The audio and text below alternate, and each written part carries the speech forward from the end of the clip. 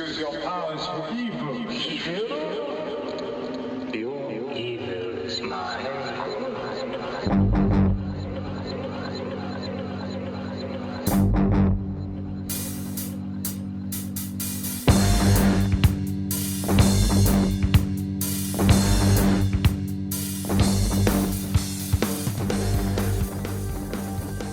Hello, and welcome to Next Stop Everywhere, the podcast all about Doctor Who, where it is only 62 days till a new episode of The Doctor will be on our TV. So, but while we wait for the Doctor return, we're going to talk about shooting hats, strong tea, a Farscape guest star, and a horse named Susan. And please respect his life choices. I am Jesse Jackson, and we are going to be talking about a town called Mercy. And as always, in our version of the TARDIS is my brother in who-ness, Charles Skaggs. Hi, Jesse. How are you today? I am great. Seems like we have not talked in I know. years. Let's see if we can keep this one under 2 hours. What do you say? Yes, absolutely. And as we said last week, we are going through a series of special podcasts, as in guest star centric, where we are having people join us to talk about their favorite episodes. And in this episode, we have the podcast mom, the lady who is obscurely famous and one of mine and Charles's favorite people, Karen. Yay! Hello. So, Karen, just in case someone has been under a podcast rock, where would someone know you from? What is a podcast rock? As in, you know, they aren't aware of that any podcast in the world. Okay. I don't know. Yeah. The Fandom Zone. Hey, nice. Yes, I like that answer. That's a good answer. that is a good answer. Good answer. Good That's answer. Charles approved. Yes. Definitely. And Storming the Castle. Oh, and I approve of that one. And a bunch of stuff on Golden Spiral Media. Yes. I do Gotham Underground, and I do The Witness Prophecies, and I do Chester's Mill Gazette. Yes. You are one of the few people still watching Under the Dome. And actually, you know that I am too, because we discussed this a little bit yesterday. We are watching it like You Mystery poor Science people. Theater. Yes. It's awesome. I really love talking about it. Mhm. I don't deny that it's Yeah. awesome to watch. I mean, first of all, Dean Norris is amazing to watch. I don't Yes. care what he does. He could stand there and read the dictionary, and I'd watch him. So, I mean, just for that alone, I'll watch Under the Dome. Yes. But and then I got eye candy with Barbie. So, Okay. it's awesome. And it does this season have not one, but two hot redheads. That's right. Yeah. Mm. Maybe I might have to start watching again. Yes, absolutely. All right. So, Karen, what episode have you chosen for us to watch? I've kind of already talked about it, but why don't you tell us why? Okay, so Pretend like we don't know. Yes. So we're not going to go into this whole story, are we? No. Just okay. whatever. Yeah. This is part 2, remember? Right. You need to listen to the Fandom Zone from this week. Yes. Yes. It's what episode of the Fandom Zone is it again? That would have 17? I believe it was 17. You're right. Okay, so the Fandom Zone 17. Mm-hmm. We go That's into the Suicide big Squad. story, but the little story is that Jesse and I met on a Farscape podcast called the Scapecast, which of course is about the show Farscape, which stars Ben Browder. And that was Jesse's first podcast. And I kind of initiated him. Lou Sisma, I can't talk today. And I brought him into the world of podcasts. And so I chose yesterday Suicide Squad, which guest starred Ben Browder. And we talked about that on the Fandom Zone. Yes. Today I chose A Town Called Mercy. Thank you. A Town Called Mercy, which also guest stars Ben Browder. So it's like a Ben Browder crossover-a-thon. That's Yes, it right. is. So Pew, the Fandom pew. Zone yesterday centered around an episode with Ben Browder, and then today, Next Stop Everywhere, centered around an episode that guest stars Ben Browder. And this was all part of your master plan. That's right. I was the puppet master. And it's funny that, I chose these 2 episodes and I sent out an email saying, I'd like Jesse to guest star this week on the Fandom Zone, and then I'd like to guest star the same week on Next Stop Everywhere. And then I chose those 2 episodes and I said, if you don't mind, I'd like to choose the Arrow episode, this, instead of Jesse choosing it. Mm-hmm. Yeah. And I chose them both. And Charles didn't get the connection. And he said, that's a surprise. Why would you choose that episode? I'm guessing he figured I would choose one from the 4th Doctor. Right. Which is my Exactly. doctor. That's what I was kind of, I thought, I thought about it. And Mhm. I was going, which one would I choose? And then I thought, well, Jesse wants to guest star on the Fandom Zone. Yeah. And Mhm. Ben Browder has been on both shows. Yes. And so I chose that. And I went, well, Ben Browder's on both shows, Charles. And he was like, Bing! Yes. and of course I wrote in the email, well, the podcast mom. Record scratch. Yes. Exactly.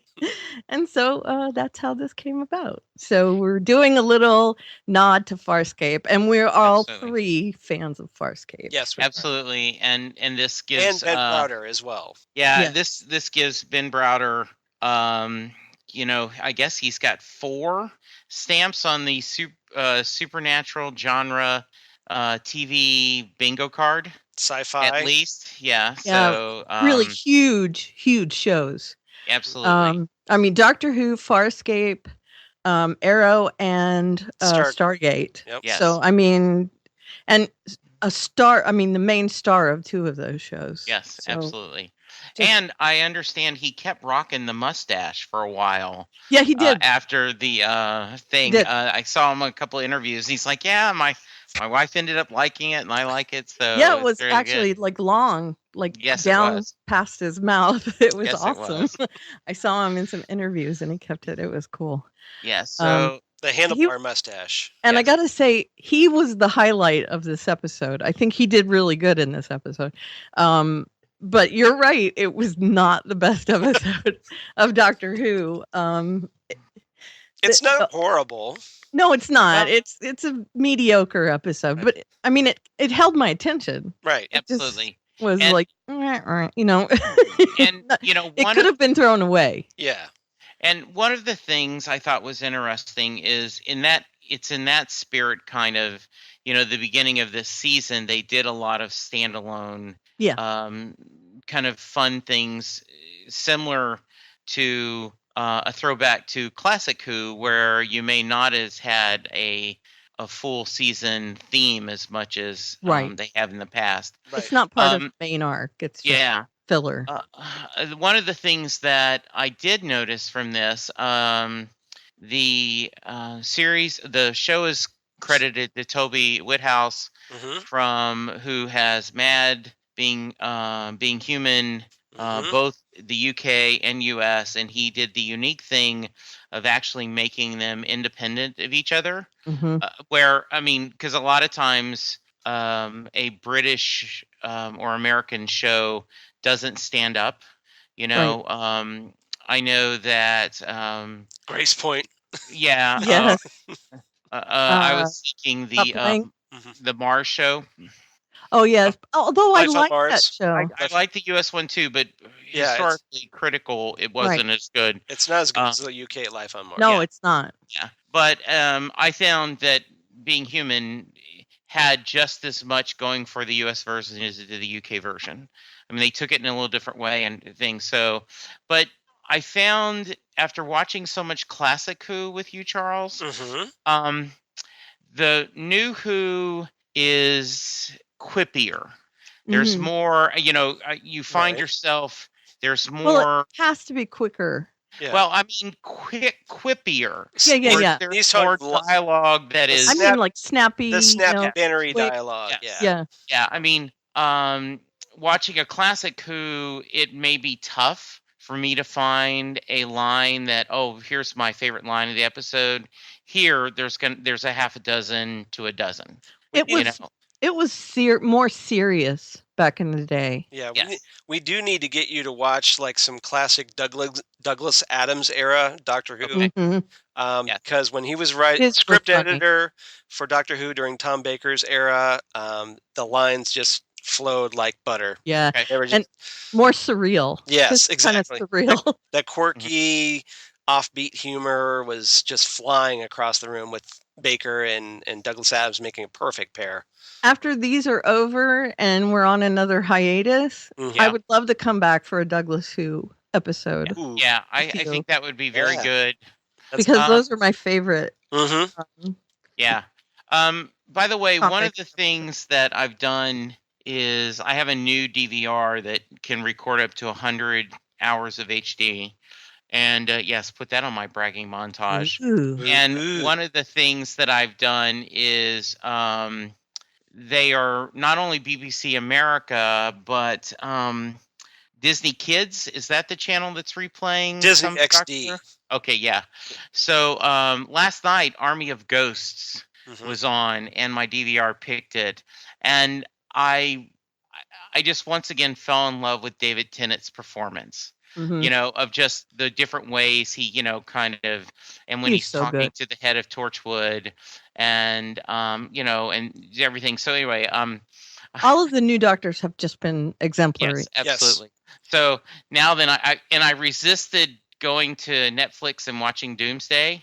I'm like, no, I'm gonna wait till it shows on the DVR and watch it then. It's been And then kind of watch fun. it. Yeah. Yes. So Okay, so A Um, Town Called Mercy.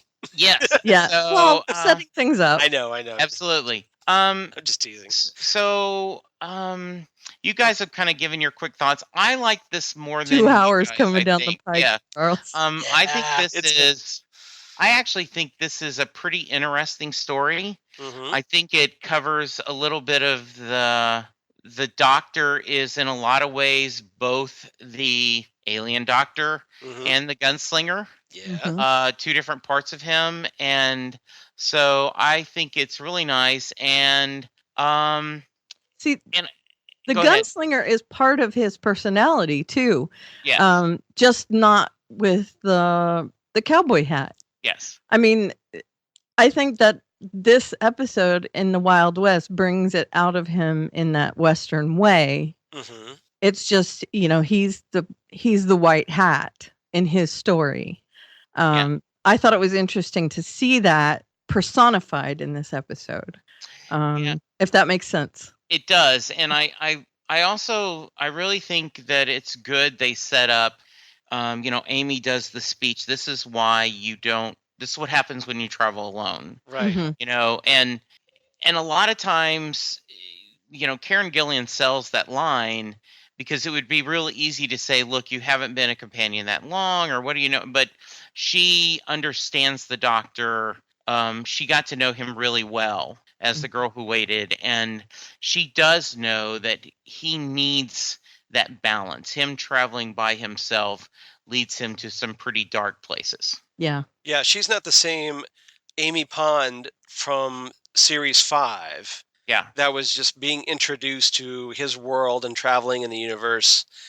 By now, they've been traveling. She and Rory have been traveling together for quite a while with the Doctor, and although now it's kind of off and on in Yeah. their stage of relationship as they're kind of letting go gradually, And even and though the Doctor isn't quite ready to let go. Yeah, and I think that's another and I understand why the show, not to dwell on it too heavy, but they did in a couple episodes.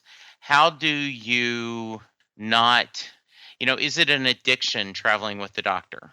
And I think they talked a little bit about that with Clara, right? I mean, why wouldn't you want to go on all these adventures? Mhm. Sure. And and then and as It's the like an Doctor, adrenaline junkie. Yeah, it is and adrenaline junkie. they've kind of set up Clara as an adrenaline junkie. I totally Yes. agree with that. Right. More so than some of the other Doctors. Some companions have been reluctant, but in Yeah. this case, yeah, with Clara, yeah, totally agree. And And haven't there been some people that have just said, I don't want to go with you? I mean, that They have have, turned out yeah. to not be companions. like the engineer on the Orient Express, in that the Mummy on the Orient Express episode. Then a couple other people. You can probably think of them right away, Charles. Right? I don't know. Just people that put me on the spot. Well, yeah, there are people that he's kind of, implied you can come with me, and they just don't want to. I mean, nameless people, and you might not remember because they just didn't go. Right. Yeah. It just didn't work out, or like they get killed. Yeah. Right. Or they just, they just show no interest, and you think, well, they maybe would have gone. Absolutely. Right. The girl or the guy, the teacher, the other teacher, probably would have had an opportunity to go with, Clara's loving. Annie. Yeah. Right. There was an opportunity there for him to go, probably, a time that he could have stepped in. But, it passed him by. So it wasn't an overt, hey, come with me. Mm-hmm. Yeah. But, there could have been a time where Clara said, come with me, and, Right. Absolutely. But anyway, I'm just talking out my... So versus going through plot point by plot point, I was going to kind of talk the bigger theories, and then we can go through whatever we want. But so Collar Jacks, I think, and the doctor talks about this, he sentenced himself to this planet, and the doctor mocked him a little bit because, great weather and everything. But I really do think, at least in my opinion, I want to hear what you two think, he is trying to redeem himself. He is trying to make good, to kind of overcome all the things he had to do, even though he honestly believes that the tough decisions they made ultimately, kind of like dropping the bomb, to end World War II early, was the end did justify the means. So Karen, I'll start with you. Do you agree with that decision? Do you agree with my assessment? And do you think that's what he's doing? Yes, I think that was his sentence for himself. I think he was trying to atone for anything he did. Now, he also, by that same sentence, put that town in danger. So, not the best sentence for himself. But I think that was his goal, to atone for his sins. But, can't always work out the way you plan, right? The best laid plans of mice and men. I do like that. I mean, I think that the TARDIS has its own agenda, always. And the doctor aimed for Mexico, which is awesome because he was, hey, let's celebrate the Day of the Dead. And, it landed in this town. And, I think the TARDIS meant to land in this town because he was supposed to meet this guy. And the doctor was just thrilled to meet this guy. But, he had to meet this guy in order for the town to be saved. So, Collar Moss, that was his sentence. But then, in order to end the sentence and get what he, and quote unquote, deserved, our doctor had to mete it out, if that makes sense. Totally. It does. Okay. So, I mean, I think that was the TARDIS needed to go there in order to end his sentence. Okay. And do you agree with the gunslinger that he ended his life with honor?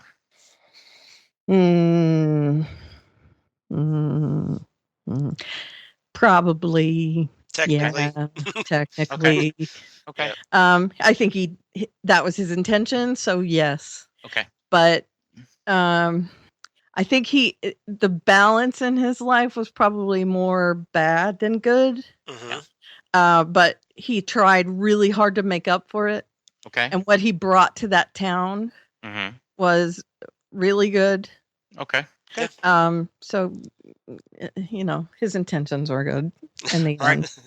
So, Charles, how about you? There was this scene in the episode where Jex is talking about his people's. He's talking about his guilt, essentially, and he's talking about that his people have this belief that upon death, they have to carry the souls of all the people they've wronged up this mountain, and as far as Jex is concerned, he's wronged so many people that his would be like this totally unbearable load. Right. So he's just wronged so many people, but it doesn't stop him from trying. Mm-hmm. And which is why toward the end of the episode, he makes this sacrifice so that, to save the townspeople Right. from the gunslinger and take himself out of the equation. So in that way, I'd say, yeah, he kind of redeems himself a little bit. Yeah. Although the Doctor doesn't really see it that way because he goes off on this, huge, especially for the 11th Doctor, he goes off on a big rant on Jex, and he's ready to just chuck Jex outside the little stone circle and sacrifice him. Mm-hmm. Pretty uncharacteristic for the Doctor. Yeah. He even pulls a gun. He doesn't use it. He doesn't use it, but he threatens it with it. We know he's not going to use it. So that's my follow-up question. I'd like y'all's opinion on Amy's statement, the Doctor shouldn't travel alone. Now, obviously, for story purposes, we love a companion. But in this, with the parameter of the Doctor Who universe, does the Doctor need a companion? Yes.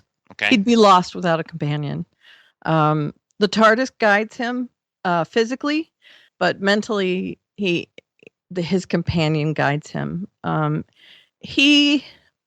His morality is touchy at best, right? Because he just see now. I'm going to mention Lou here. Okay, that's fine. Okay, Lou cannot stand Doctor Who because he doesn't really have a morality. Yeah. And I kind of agree with that assessment. Now, we know he's not going to shoot that guy. But honestly, if he didn't have a companion to ground him, I don't know. He's learned from his companions that that's a bad thing. But, his upbringing and all that, that's a whole different thing. They don't care. If you do bad things, bye. That's just their thing. Morality is black and white.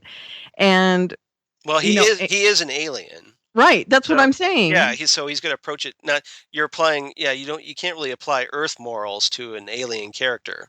That's exactly what I'm saying. Yeah, his companion tempers that. And like I said before, the TARDIS goes to these places and tries to fix wrongs. And if the Doctor was the only one doing it, it would just be black and white. He would just choose death or not death. Right. And the companion says, well, there's shades of gray in there. So you really need to assess the situation. So yeah, he needs it. And I think the TARDIS knows that. Yeah. The TARDIS is a character in this show. Oh, absolutely. And even if she talks about you keep collecting strays, I believe the TARDIS does know that he needs it. Yeah. Charles, anything to add to that? Yeah, this is essentially a character trait that's kind of been added to the mythos with the modern era. Yeah. It wasn't so much with the classic Doctors. It was essentially, like you've kind of heard the line of that it's always you two traveling out there, the Doctor and the TARDIS. Right. But now, and especially like post Time War. Yeah. It seems like when the Doctor does travel by himself for extended periods of time, we kind of get the whole Time Lord victorious thing, to use a line from The Waters of Mars, and the Doctor and Amy's kind of hinting without realizing the whole Time Lord victorious background because she wasn't there, but she's kind of implying that just for like this brief episode, he's kind of returning to that state. Yeah, he's almost lost. And just so lost. So yeah, this sort of And so, yeah, And so that does not translate on a podcast. Seeking, But- his eyes are closed and he's like seeking. for there you something. go. It's just, I'm glad you brought up the waters of Mars, because I was going to bring it up. Is that sure you were, Jesse. No, Yeah. I He's- can show See, you I my come up with all screen these right ideas. now. Oh, No, yeah. It was me. I was- have the had that on the movies. agenda all the time. And there was that time, for various reasons, we didn't get a new season of Doctor Who. We got a series of movies for Hamlet. Tennant was, Doing Hamlet. Tennant was busy and he wasn't committing to a full season. Yeah. So we got what we could get out of him. Yes. So, Right. yeah, instead of And some amazing, by the way, Yeah. movies. And so, and I like the idea. The Water of Mars was a very interesting story and had a great ending where, I think that kind of sealed the sadness that the 10th Doctor was having. So, very nice, Charles. So, thank you.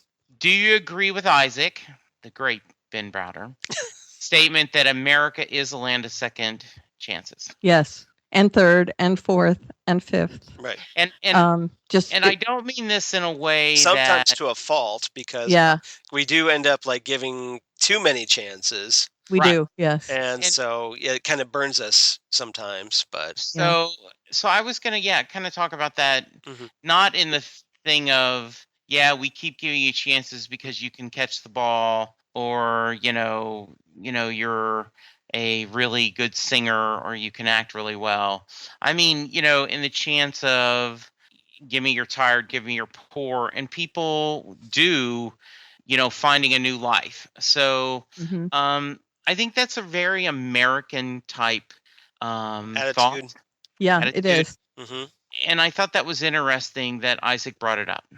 There is a line where we say no, Mhm.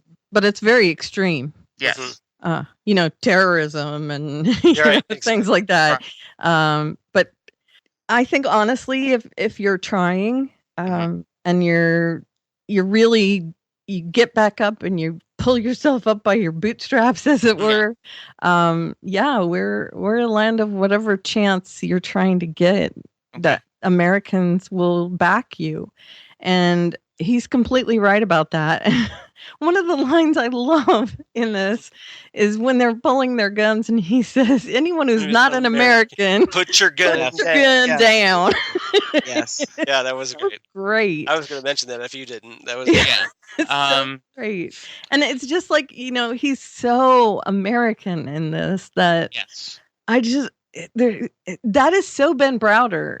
And he carries that in every role that he's in. He's got that accent, that Texas accent. Yeah, he kind of plays it up a little in that. Yeah, in that but delivery. he has it in every role. Right. I mean, he has it in Farscape. He has it in Stargate. He carries that American clean cut image Mm-hmm. Yes. in every role that he has. The cowboy. The cowboy, the white hat, even if he's a bad guy in Arrow, he's still an army guy. I mean, Well, even in Farscape, John Crichton was a cowboy. Yes. I mean, he named his gun Winona. I know. So that's a cowboy move right there, naming your gun. Right. Yes. And honestly, I think, if I could ask Joss Whedon one thing, I would say, did you base a little bit of Mal on Farscape? Just a little bit? Because I honestly think there's a little bit of He's not going to cop to that. But isn't it a little I know. bit? It is a little I eerie. see the similarities. I do. There- I mean, even just the leather coat. Right. Yeah. It's the same thing, the pulling of the gun and The cocky attitude. And and the very gray attitude too. Mhm. Having to do something bad in order to get something done. And he does that in this as well. He's that guy. And yes, the white hat, he's the marshal. Right. But he's not averse to calling it as he sees it in this, and that's very American as well. Mhm. But that line that it's the land of second chances. That is American to a fault, like you said. I mean, that's us. And for good or bad. That's Ronald Reagan. Pull yourself Yep. up by your bootstraps. That's that was the deal. So I might not like it because it hurts some people. Me, really. But it is what it is. That's America. America. And bacon. One of the things I like, there's a local fast food chain in Texas and a few other states called Whataburger. It's our version of an In-N-Out burger, so it's a local chain and it's absolutely delicious. But I love Whataburger. Yeah, one of their commercials is it's not as good as In-N-Out. Sorry. I'm a Five Guys guy myself. Okay. I like Five Guys too, but I'm from California. Yeah. We don't have In-N-Out out here in Ohio yet. I also like Sonic though. Yeah. So there's a commercial when they're talking about taquitos or breakfast biscuits, and they say you should buy enough for the team because then you're not the guy who's late. You're the guy who brought breakfast. Right. So I love that Isaac said he's not the killer. He's the guy who saved the town from cholera. Right. And so I thought that was, it really is tomato. And what are you looking at? What are you viewing this? And it's what have you done for me lately? Yes. Right. It's always the last thing you've done. Yes. And as with most things, yeah. Because even if he's like stringing up electricity 10 years early, right, the town is still kind of like trapped in here and they're starving because. But hey, we've got light. But we've got light, and we're alive because you cured cholera. Although they wouldn't know any different because they're stuck there. They wouldn't know that cholera can't be cured because they don't have access to the outside world. So, but they do know they have light. Yeah. Yes. So they understand that this guy is giving them things that make their lives better. Yeah. So, what have you done for me lately? Yes. A lot. Absolutely. He's not a war criminal. He's the guy who saved the town from cholera, the guy who gave us heat and light. Right. So did we like the ending? And because in a little bit, that's a little too neat of an ending. The gunslinger's like, okay, now I'm going to go kill myself. And I did like that Jack said, I'm ending the war for you too. When he did that. And so the doctor kind of says, hate to sound like Dr. Phil, I know that you would die for your daughter, but will you live for her? Will you give up smoking? Would you do, So he's saying, can you take it and move on for a good cause? Little maybe corny, or did it work for you guys? A little corny. Okay. That's what makes this episode mediocre, I think. Okay. Is that it's not the best ending in the world. No. Okay. But I don't see any. I mean, I don't have anything in my head. Okay. That would make it better.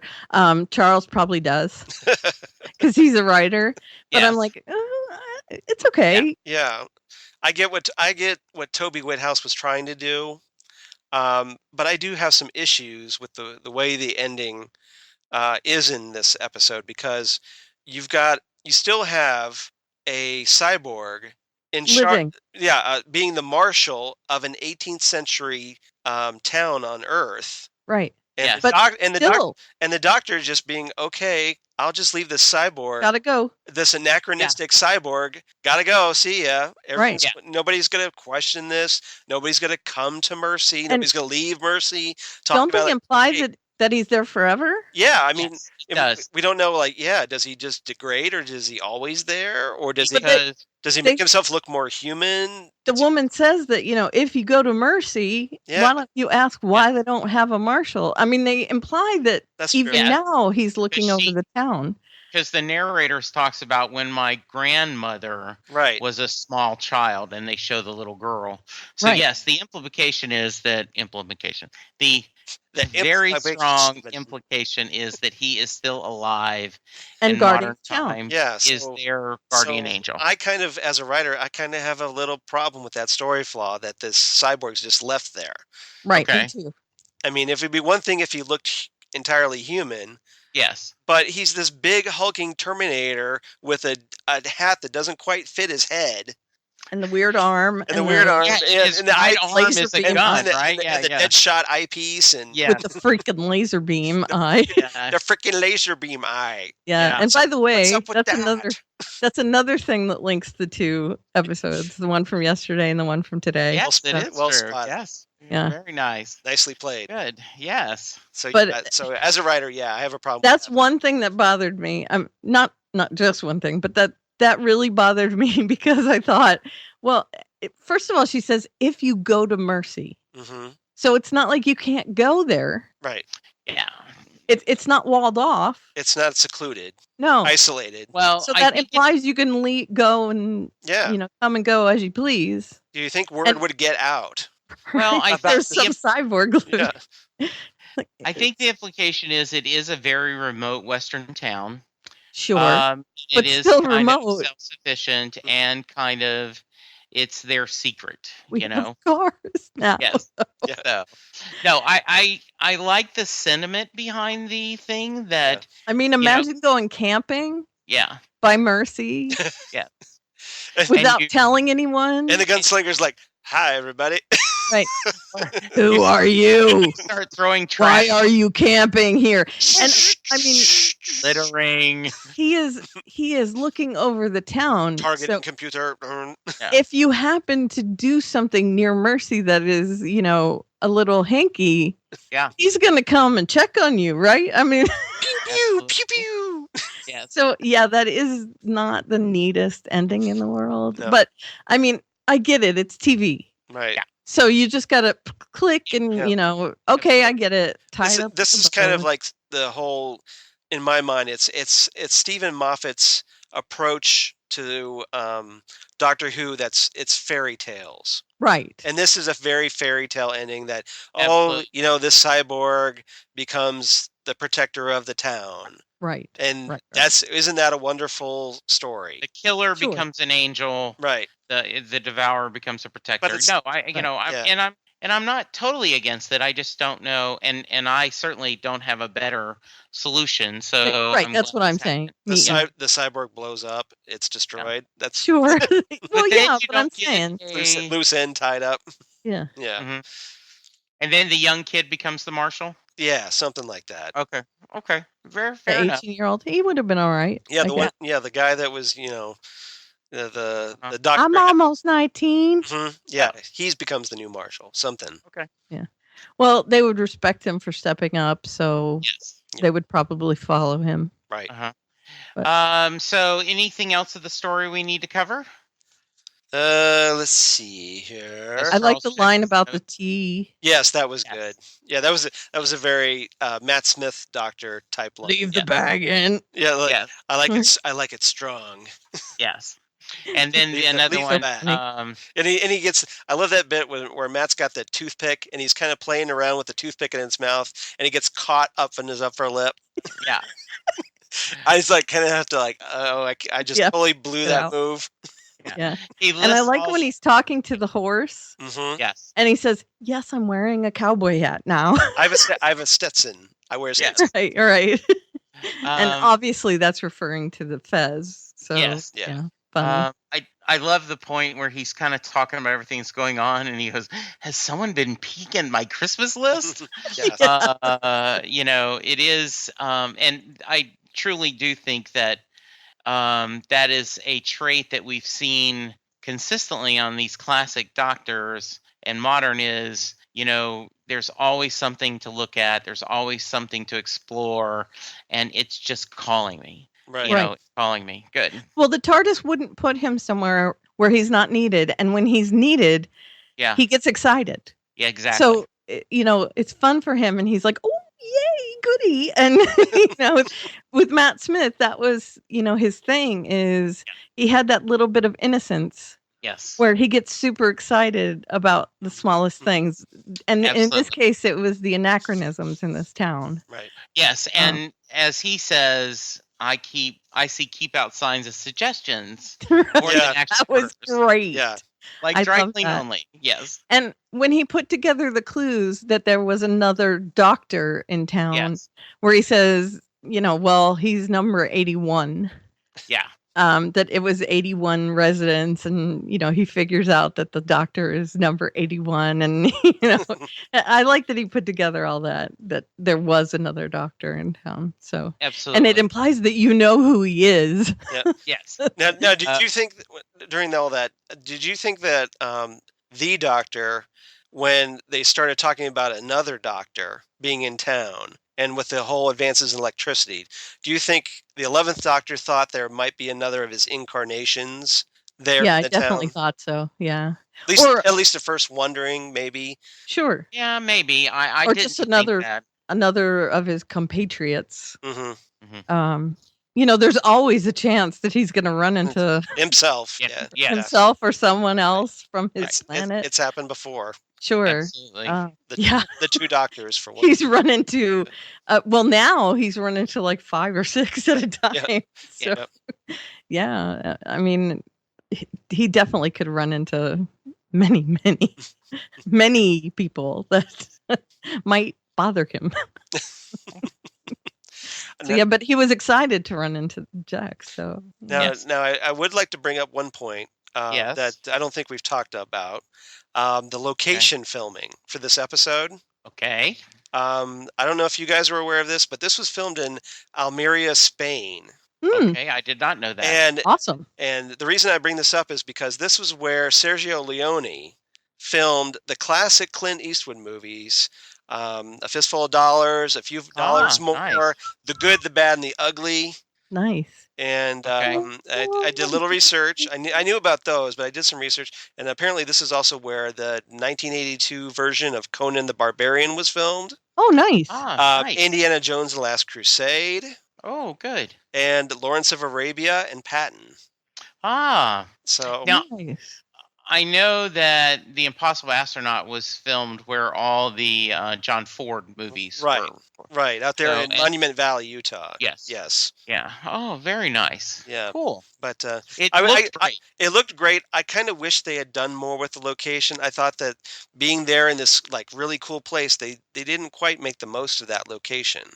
Well, that's how I felt about. But them as a being TV in budget Utah. versus a movie Yeah. budget. So, Yeah, that's. But I kind thought, of the same I thing. thought the cinematography and the Impossible Astronaut was a little bit better than it was here. Okay. I would have liked them to do more, but I hear you. Yeah. Okay, good. That's where I'm coming from with it. All right, very nice. Excellent. I just thought that was Okay. kind of cool. Yeah. All right, so let's go through favorite lines, and then we'll do our ratings. Okay, Karen, do you have And a then favorite I have line? a Dr. Who Or no? story. I think. Excuse me. It's hard to choose a favorite line. We don't do this but- in Phantom Zone, so I didn't know if. Yeah. No, it's okay. Okay. I've done this podcast before. That's true. I think my very favorite line is probably anyone who's not an American, put your gun down. Yeah, that's Yes. good. But a close second would be, the tea. Yeah, Yes. that's a good line. Definitely. Leave the bag. Leave the Right. bag in. Yeah, Yeah, that's cool. I like it that. strong. Tea, All right. but the strong stuff. Yep. Leave the bag in. Yeah, that's it. Charles. I've got a couple. Okay. Yeah, one was one that you mentioned earlier, where the doctor, Amy, and Roy are walking into town, and they're looking at all the electricity going on, and he's going, "Ooh, anachronistic electricity. Keep out signs. Aggressive stares. Has someone been peeking at my Christmas list?" Yes.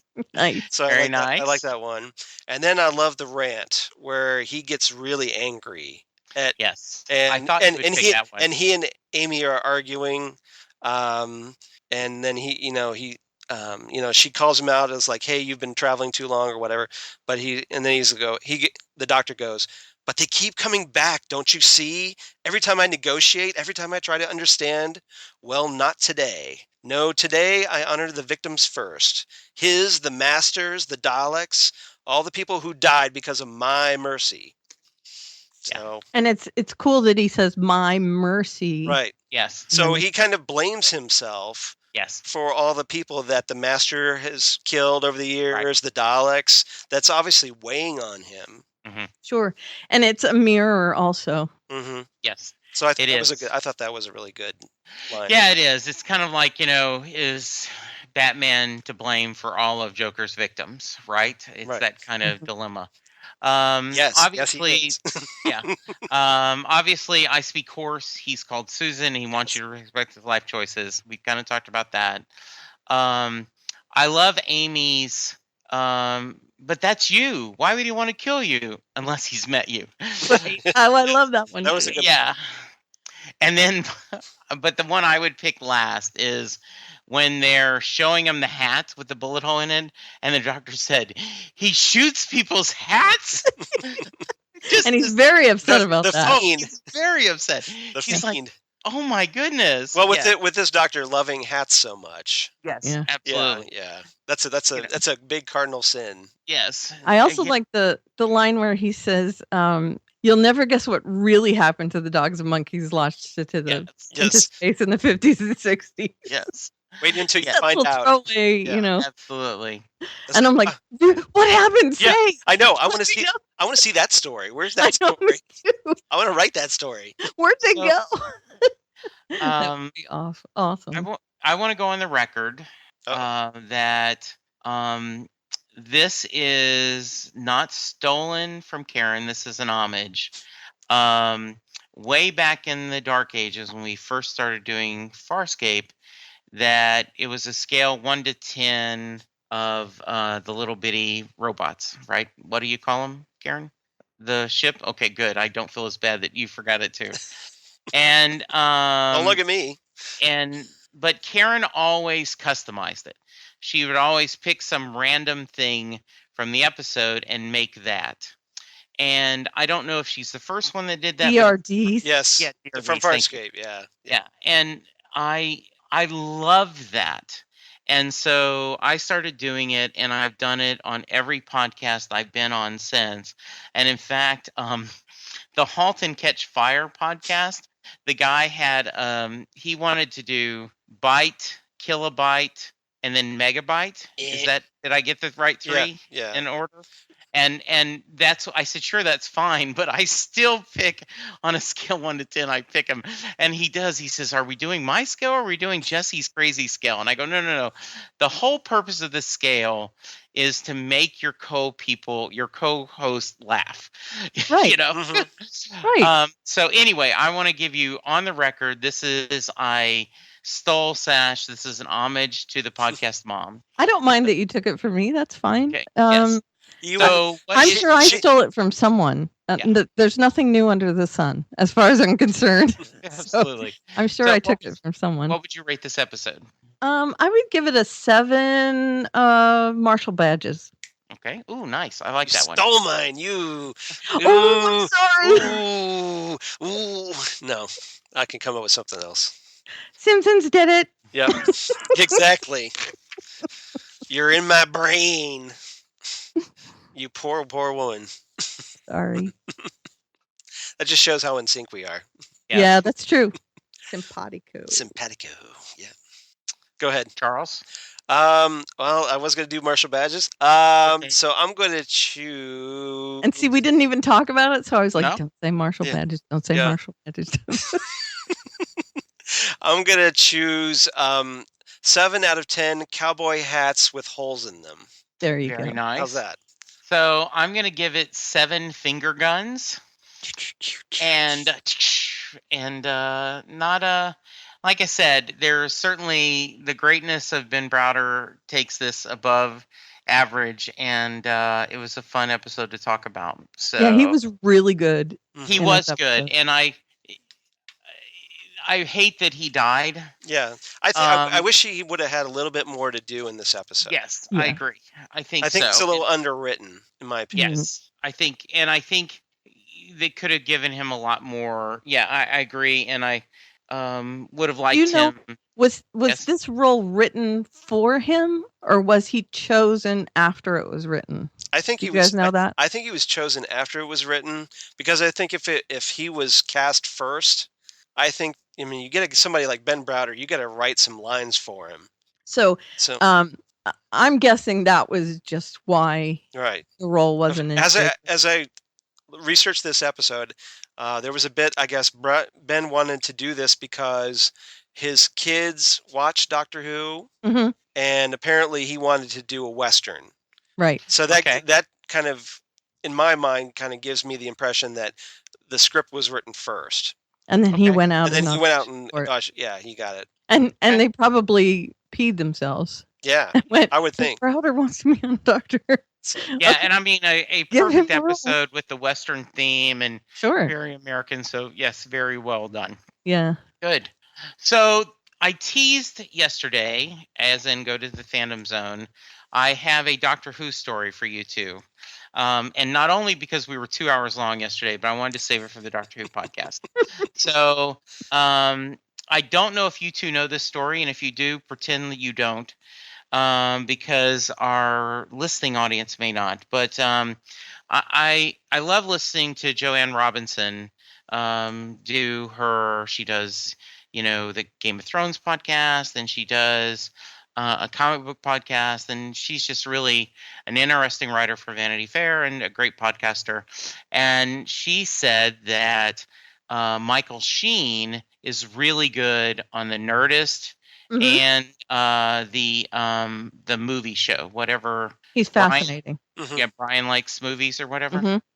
So he was on the Nerdist, and at the time, I don't know if he is now, but he was dating Sarah Silverman. Mhm. And Sarah's there in the room as Chris talking to him, and they're going back and forth. And Michael Sheen is very charming, and Sarah Silverman keeps, okay, I'm just saying something because you guys are ignoring me.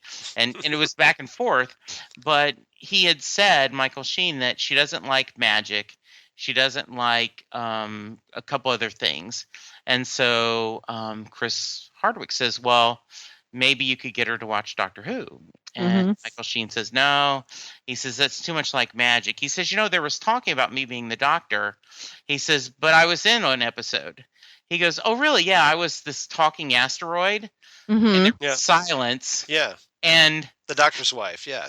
Yes. Right. And and someone you could hear off camera goes, I wish we had a picture of Chris's face right now, because Hardwick had not put the two together. Yeah, and he was just gobsmacked, as it were. He was like squeeing. Yeah. Yes. Fangirling. His wife, you were that. Yeah. It was just the way Michael Sheen said it. Yeah, I was this talking asteroid. Just this so it was just a truly wonderful to see someone becomes immediately, hey, this is cool. We're interviewing, and I'm admired your talent too. Oh my God, I had that expected. So very, very funny story. That's awesome. That is if awesome. you want to see a really awkward clip with Michael Sheen, it's on YouTube. He's on the Jimmy Fallon. No, not Jimmy Fallon. The other Jimmy.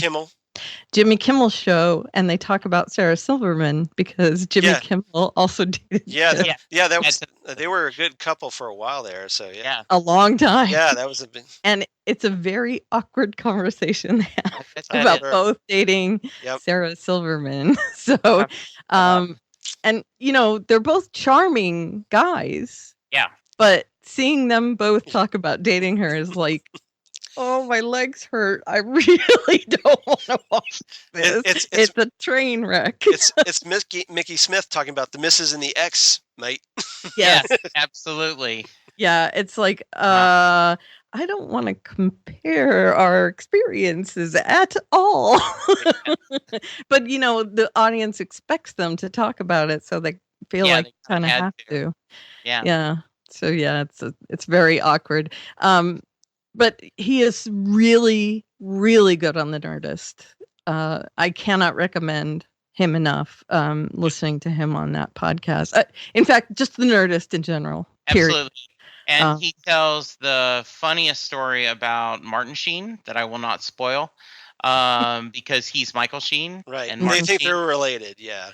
And they just tell a pretty funny story. And here's the teaser: the person that introduces them says, "Mr. President, here's Mr. Prime Minister." Nice. Awesome. That's awesome. Yes, Very awesome. nice. Karen, it was a blast having you on. I love doing this. Yes. Like I said, I want to come back. You're so the always- next you're time you always have welcome. a hiatus or something, Yes, Yeah. absolutely. I'll come back. We'll talk about a Douglas Adams episode. That sounds cool with me. And we are trying to. I got to figure it out. I'd really love to have a huge roundtable on What was that? 13 before. Did you hear it? I heard something. Yes. What was it? And but I'm worried that it would take 6 hours if we had everyone on. But I don't know. That I think was it'd my be fun. Karen. Oh, Yeah. Karen. Yeah. And I couldn't hear it. It was a little quiet. It was a little low. Yeah. Oh, sorry. And, I didn't want to interrupt. Yeah, Sure. a round table would be impossible. Yeah. But I just Although think it'd be a lot of fun. I am doing an Orphan Black round table this week, Ooh. and we have about 6 podcasters on it. Yeah. Ooh. But it's being moderated, so it's not going to be a big, free for all. So, what we would need is someone like Kevin Batchelder. Yeah. He's really good at moderating. Yes. Someone like that to go around and say, you answer this question and you answer this question, because this sort of, threesome right here, this is trouble incarnate. Yes. Well, so I may look around, and if I it depends on how much authority you give me. Yeah, like I think if we had Heidi Jenkins, you, Charles, and I, and if we had an agenda beforehand, right? Because when we do the Castle Cast and Storm in the Castle, we kind of in advance what are we going to talk about, and everyone seems to be pretty succinct. And I write the arrows. Yes. So we. And can if I write the arrows. Yes, right. That's what makes it important. Yes. Does Charles know what I'm talking about? No, I don't. Well, in Skype, yeah. Jesse teases me about this all the time. And we did this on the Farscape podcast too. So we have an order in which we speak. Ah. And it used to be co-host 1 moderated. Yeah. Or, was in charge, drove the bus. Right. Like you and I trade off on the fandom zone. So they were first. And then I did 2 hyphens and the right what do you call it? Arrowhead. Okay. What is it? Greater than. Oh, okay, got it. Not okay, two so I did, equal signs. Right. No, not 2 equal signs, 2 hyphens, always. 2 hyphens and a greater than symbol. And then I tried to do I do two equal signs. Yeah. I tried to do sign. No. And she hated that. 2 hyphens, always. And she would retype it. And a greater than. And then it was the newbie, which was usually Jesse. And then 2 hyphens and the greater than sign. And then it was the veteran. And then 2 hyphens and the greater than sign. And then it was the other co-host. So that's the order in which we went. So when we do the roundtable thing, we have an order. And then I put the arrows like that in the thing. And then if Jesse does it, he does it wrong. Always. And he makes me crazy. And I have to redo it. And I now deliberately do it wrong. He does on purpose just to make me Yes, I do. insane. Isn't it great when mom and dad fight? Yes, indeed. So we have. I think we've got someone lined up for next week, Charles. Do we? Yes. Devin Pike had said he wanted to be on the show. Do we know what episode he wants to do? No, he doesn't. So I just sent him a reminder email. Well, he's got to let us know soon. Yeah. Because we can't tell people, whoa, hey, watch this episode if we don't know what the episode is. So, but it will be on your Facebook page, right? We can be on our we Facebook can page do that. So yeah, check out the our Facebook Twitter. page. And yes, you'll tweet it. Yes, we will. And I'll also tweet coming it up is for my 2,000 followers to read. Yes. Oh, right, Charles? Yes. I see what you did there. So we also have Nicola Wood coming on from Nicola. Farscape Band. Yes, Heidi Jenkins. Nicola was one of our veterans on. Yes, it on the was. Skaggs. Heidi Jenkins from Castle Cast. Wendy Hembrock from the Turning into Sci-Fi TV. Sci-Fi. Yes, so So yeah, I'm looking forward to this. So we're gonna see. Karen, Although you where can really they should find- just have me back every week. Well, I yes, totally agree with that. yes, You should. Oh no, those people are all awesome. Yeah. yes, Where can you find me? yes. At Aliveria on Twitter. And Yes. in my bio, there is an about.me link where you can clicky it and see all my links, because I do so many things that if I listed them here, we would definitely be here for 2 hours. So we would, really. Yes, we we would. There's just too many things I do. Some of them I don't do anymore, those links, but they are entertaining to listen to. So you can Absolutely. clicky them and go listen to them and hear them. And Charles. First, I'm going to say reverse the polarity. Oh, check yes, out I the gunfighters. There. Okay. Oh, I have so That's my totally reverse- forgot that. I know you did. That's Yeah. the reverse the polarity. And also a Facebook post. We got a Facebook post from Maggie Kitterman. I Yes, love Maggie. Today, Mhm. on our previous podcast on the War Games already. Yes. Um, Wow. Yeah, Maggie was kind enough to post, and she said, quote, I really enjoyed Charles and Ken talking about Doctor Who. Wait. It was really fun and warmed my Whovian heart. I hope to hear Aw. more of Ken. Oh, how sweet. Where's Yeah, Jesse? no love for Jesse. No love but for that's Jesse. okay. Welcome Yes. to my world, Bal. That is awesome. You know, he was really nervous about attending, about jumping on, and he was really Okay. worried. Ken is So- the guy who likes Yeah. me, right? Yeah, Yes, Karen is. Okay. Yes, Ken is the one who says, I will defend Maggie here because we were talking about classic Who. yes, we were. And to be fair, Jesse, you're not exactly Mr. Classic Doctor Who. Oh, yes, I totally. So I maybe have that's where she was coming from. I doesn't don't matter. know. Doesn't hurt my feelings at all. I don't know. I love. I you wouldn't take two it personally. Together, I don't. Okay. So I want to say something right here. Yes. If Ken would like to come on when I discuss the Douglas Adams one with you, I would love to meet Ken. For That people. okay, we got to make that happen because that's his favorite. Okay, I mean, good. Yeah, he lent me the Keys of Time DVD set, and Yeah. I mean he just loves Baker. Maybe- So Maybe we should do City of Death for that one. okay, Okay.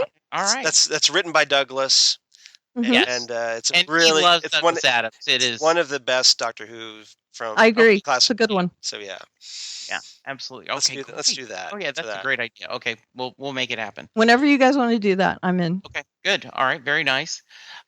So Charles, thank you for correcting us and getting that feedback in.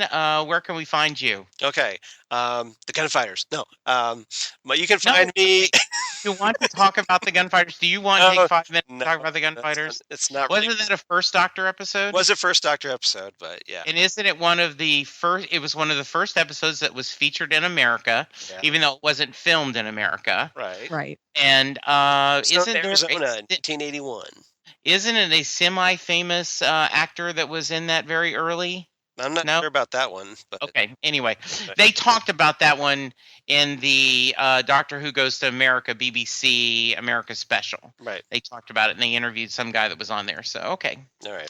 Yeah. So yeah, you can find me on Twitter at Charles Skaggs, also Instagram at Charles Skaggs, Google Plus for all you crazy kids on the Google Plus, I love it. and It's my favorite thing ever. Facebook, of course, and my blog of geeky things, Damn Good Coffee and Hot, where I talk about things like Doctor Who, and- Which set a new world's record for postings during Comic-Con weekend. I don't know about Yes. that, but Yeah, it I was still have pretty many cool. more to do. I wish I had time to do them all. Yeah. I'm just By the way, just one guy. So you couldn't hear it on the mic, but when you said all the crazy kids on the Google Plus, my cat went.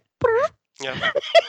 Oh, and Karen, So- I should mention since you're here, Ken. Last time on the War Games, you can if you check out that podcast, Ken was hip to the Google Plus for all you crazy kids on the Google Plus. Yeah. Yeah. Awesome. Apparently he liked that as well. Awesome. So, I like it So, very much. I don't know if you guys listen to Penn Sunday School, but one of their ads is for the Sleep Number bed, and it has Sleep IQ, and they've started going Sleepy Q. And now then, whenever they do the ad, they go with Sleep IQ, Sleepy Q. All of them say Sleepy Q. So For all the crazy kids, is our version of Sleepy Q. Sleepy cute. Awesome. Yes. I So love great. it. It's All your right. catchphrase. Yep. It is. I am at Jesse Jackson DFW. I also have a brand new LinkedIn page to help me try to Ooh. find a job. It is all shiny and new and professionally designed. So let me know what you think. And Is now that you, in your bio on the Twitter machine? Yeah, I never update that. I should. Yes. yes, Yeah. you should. Okay. It is going to be on your bio. On the Okay. Twitter Yep. machine. Okay. Yeah. There you go. And now Okay. you will get Update tons of annoying emails from LinkedIn. Yeah. Well, I get that anyway. So, yeah. Yes, absolutely. So thank you, Karen. Thank you, Charles. Thank you, We got it a Karen. little bit over an hour. Oh, you're welcome. Yeah, we Yes. moved it pretty quick. You're welcome. I always have fun with you guys. Oh, we just love having you join You are us. two of my favorite people in the entire world. Just so you know. The feeling is mutual. Aw, shucks, ma'am. It's true. Thank you. Right now, I like you both better than my husband. Yes, Ooh. but And we you know why. Yes, we do. Don't kill him. If you Yes. if you kill I him, will. he won't learn nothing. It's true. And America is the land of second chances, after all. That's right. Nicely. It would be third chances today. And As a so- reference. Yes. For now, I'm going to say keep hope alive and say never guess unless you have to. There's enough uncertainty in the universe as it is. Thanks, guys. We'll see you next week. Bye, everyone. Bye.